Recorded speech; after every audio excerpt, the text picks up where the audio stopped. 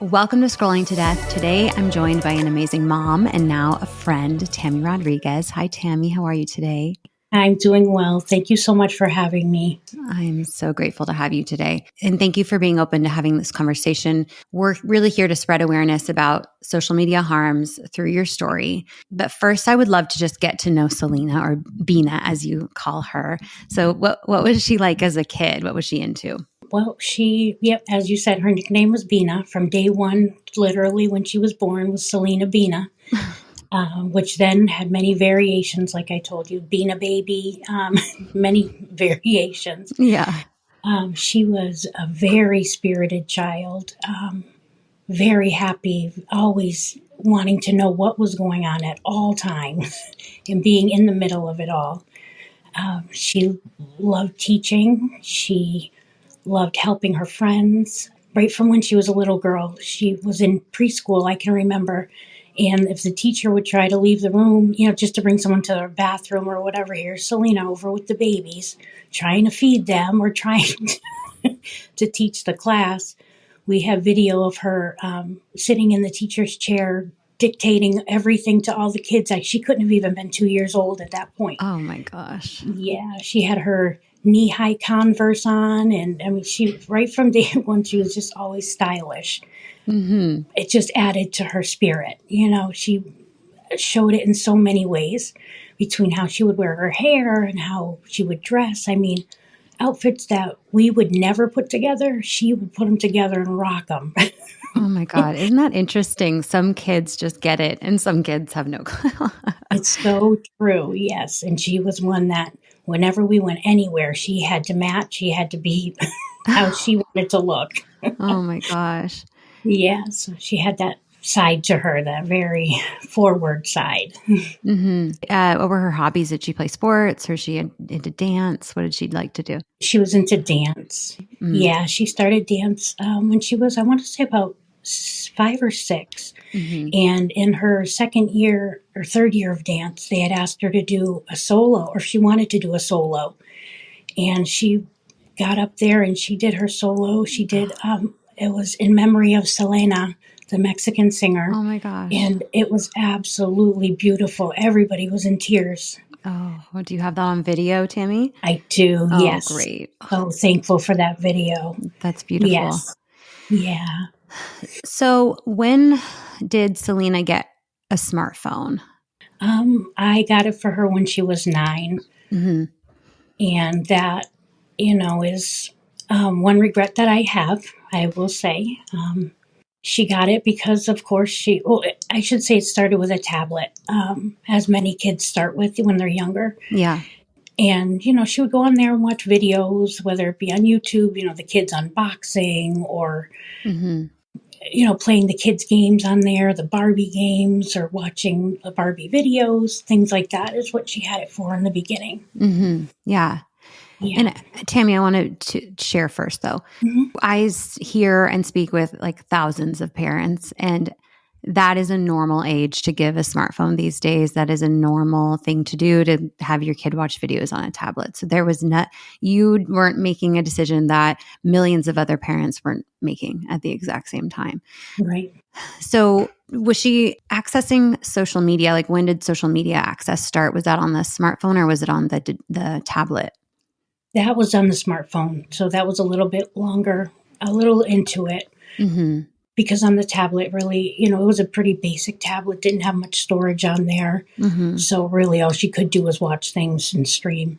Yeah. But once she had the phone, that's when she started with Snapchat, which I let her have, Mm-hmm. because she would just do, the funny filters. She wasn't allowed to send any of them out. They were all just keeping the phone, send to me or, family. Yeah. And then with TikTok was the same thing, that she would go on and she would just save the dances to the drafts. Okay. And that's what I would let her do. And it would be on my account at that point. Yeah. And those platforms do a really good job of making it seem like it's just funny filters and just Yes. fun dance videos, right? Right. Exactly. Did you start to notice anything that was maybe not so fun and light, or anything that was more harmful to her? You could see as she started using TikTok more. She started sneaking and posting things, which I had blocked. I had all the privacy blocks on, and she figured out, or from friends, how to turn them off. Yeah. And that's when she started posting, and that's when I started noticing her really needing that phone all the time. Mm-hmm. Did all her friends have phones in her class at school? Yes. Yes. Okay. So that's like about 10 years old. Right. Yep. It was about 10, 11. Yeah, about 10. Okay. Yeah. And they were all on the TikTok and Snapchat too at that point? Yes. And at that point, it was still pretty benign, as I say. Yeah. Yeah. It can be hard when your kid is wanting to chat with their friends on those social media platforms and they're all on there. It just seems like that's what all the kids are doing, right? Right, exactly. And especially with how much she liked to dance, and she would get those dances down packed and Yeah. be so proud of herself showing me, Mm-hmm. So that's, she was using it for the positive at that point. Yeah. And Yes. my 8-year-old loves to dance. She's got good rhythm, and we have her in a dance class. And I learn about stories like these, and I won't allow her to have access to TikTok, but she would obsess over that. She would love to learn those dance videos. And if it was just that, that would be fun. Right, exactly. Okay. So you mentioned you started to see maybe symptoms of like needing the phone or potential like Yeah. kind of addiction like behavior. What did that look like? I saw her moods changing. Mm-hmm. They were really rapid cycling. And a lot of it went on, if she was on her device at the moment, whether it's a comment that she got on a picture or a comment she got on a video. Mm-hmm. If she noticed that she lost a follower, she would do whatever she had to do to try and figure out who that follower was, and then try to figure out why they unfollowed her. And she was putting all of her time and her energy into that. Mm-hmm. Yeah. Okay. And you were noticing that, and I assume did not like that behavior or want her to No. feel that way. So did you try to take away the phone or the social media? What did you do from there? I would try to take away the devices, Yeah. which always would end up in a violent rage. Mm-hmm. She was a bigger size for her age. She looked more like she was about 16 or so. Mm-hmm. And she would attack us. She broke her sister's nose. My other daughter's an adult, and yeah, she punched her right in her face. One time she shoved her into the refrigerator, and there was a vase on top. It fell on her. Oh my God. Yeah, it was, chaos is all I can say that her life became at the end. All about the phone. Yes. Wow. Yep. There was one time where I was driving and her phone died, and I would not give her mine. And she grabbed the top part of my arm and she squeezed it so hard it was completely black and blue for weeks. And that was while I was driving. Yeah. Yeah. I mean, these social media platforms really prey on those kids' developing brains and spiking that dopamine. And her dopamine was just up and down and up and down. And Right. she wasn't really in control, I don't think, of those reactions. No, not at all. No, she was just out of control in every part of her life, whether it was her trying to do school. Mm-hmm. It came into play there because then the kids in the class were harassing her through, while they're on teams, and they were attacking her with the comments and things there. Oh, so that followed her everywhere. Did she have a school issued device in class? Yeah, she did. Okay. Yes. And so they were communicating with each other on that device as well? Correct. Okay. Jeez. Yeah. Even during the classes, there was one class I can remember. I happened to be working from home that day. Mm-hmm. And this, of course, was during COVID. Yeah. And she had broke down and she was crying to her teacher. And one of the kids overheard it and then spread that to all the kids. And then that became an attack on her when she was just trying to confide in her teacher. Wow. Yeah. So there's real bullying and cyberbullying going on there. Did the school alert you? I mean, you overheard it in this instance, but was there any communication with the school about the bullying?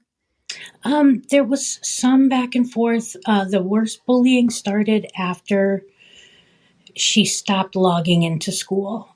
because she had completely stopped altogether, and I was working. I had to, working out of the home. Yeah. So it was her home with my older daughter and my brother at the time, and she just wasn't logging in. She was doing everything but that to avoid the kids from school. Yeah. Jeez. Okay. Do you know if she was communicating only with her friends on social media, or were strangers getting access to her there? Strangers as well, a lot of strangers. And they knew her age, 9, 10 years old, 11 years old. Yes. Yep. Was she being sent any inappropriate messages or anything that you noticed there? Not that I knew at the time. Okay. Yeah. The things I found out were after the fact. Okay. Yeah. Any inappropriate content that she was being served that you were aware of, or not really, kind of just noticed it in her behavior? I more noticed it in her behavior, and I know there was some issues with kids from school. She did send out a picture, and then that picture got spread. That was the one incident that I know of with people that she knew. And she was attending a partial hospitalization program at the time. Okay.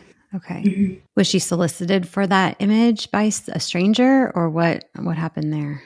Well, I found out after, after the fact that she was being solicited by a lot of men. She had quite a few Instagram accounts I had no idea about. I still don't even know the extent of what's been found in her Instagram. Oh my God. I just know that she was being exploited. And Tammy, that is something parents need to understand, that their children, when logging into Instagram or Snapchat, may get solicited by adult predators Yes, with messages requesting nude images. right. Yeah, and the grooming, just telling her what she wanted to hear, what she felt she needed to hear in the moment.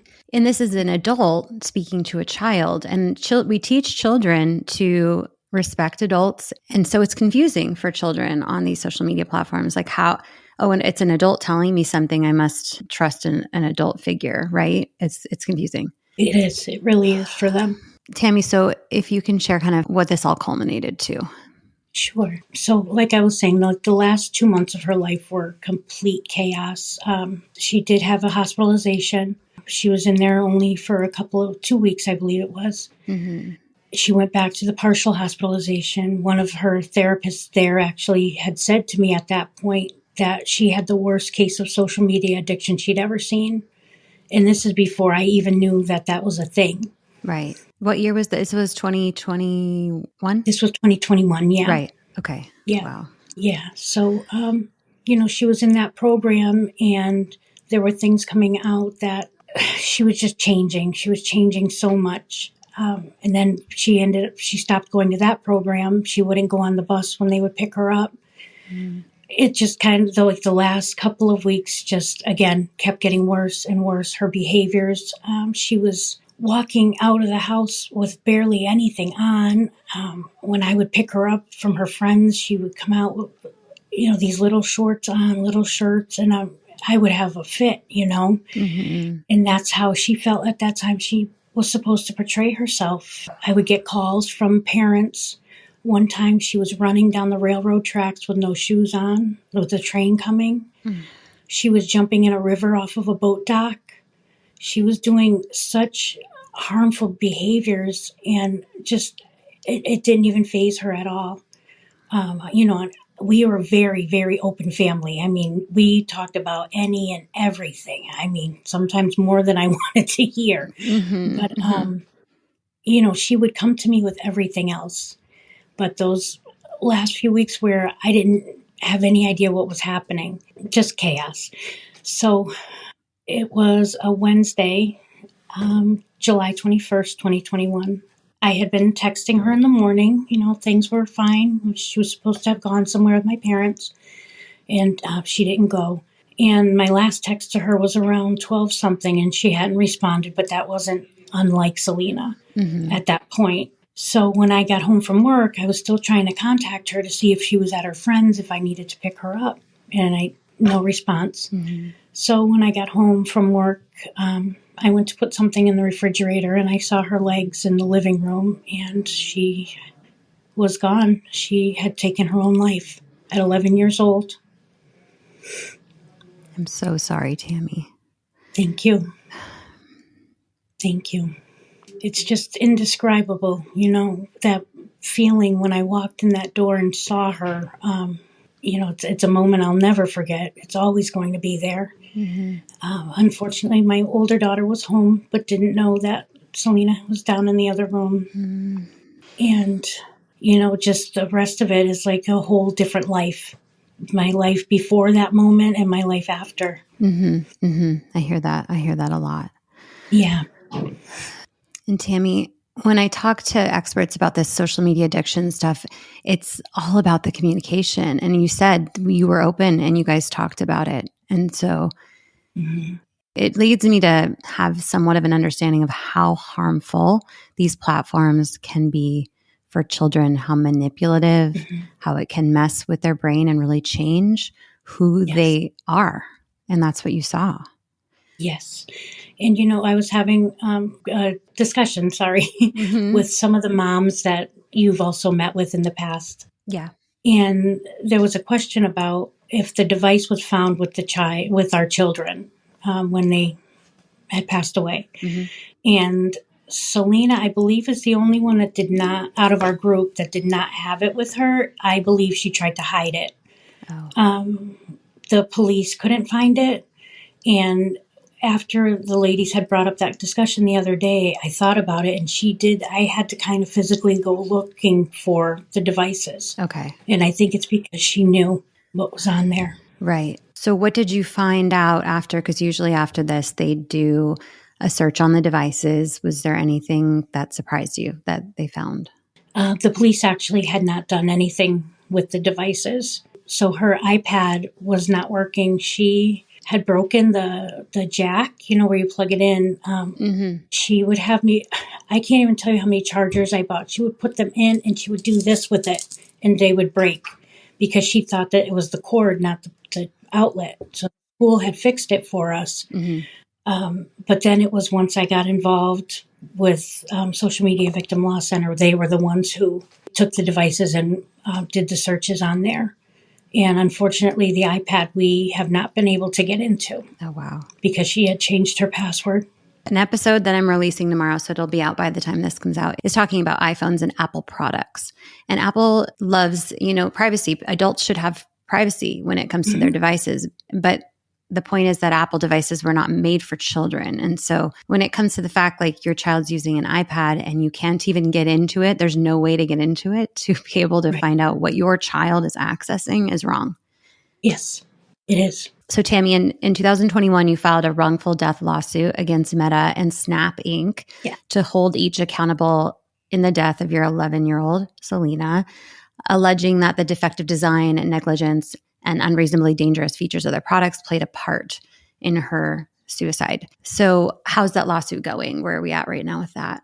Well, we're moving into discovery, so that's a great thing. I don't think I ever expected to see it go this far. I think I've shared with you that we were the first family that filed in the country. I can still remember the night that I, had seen that, and I think about how everything is just like a checklist of everything that she went through. I mean, every single step is there of how that addiction happened. I think parents are finally having a resource and some hope in this dark, dark time. Yes. Even watching, everything with the COSA bill, being there in Washington for that hearing. I mean, that was so empowering to be there. Yeah. Because it's so important. And I just don't understand why there's adults who don't understand why it's so important. I don't know if I'll ever get that. I struggle with that a lot. Like what's right and wrong. It's clear, but it's about money and power and who has the money and the power.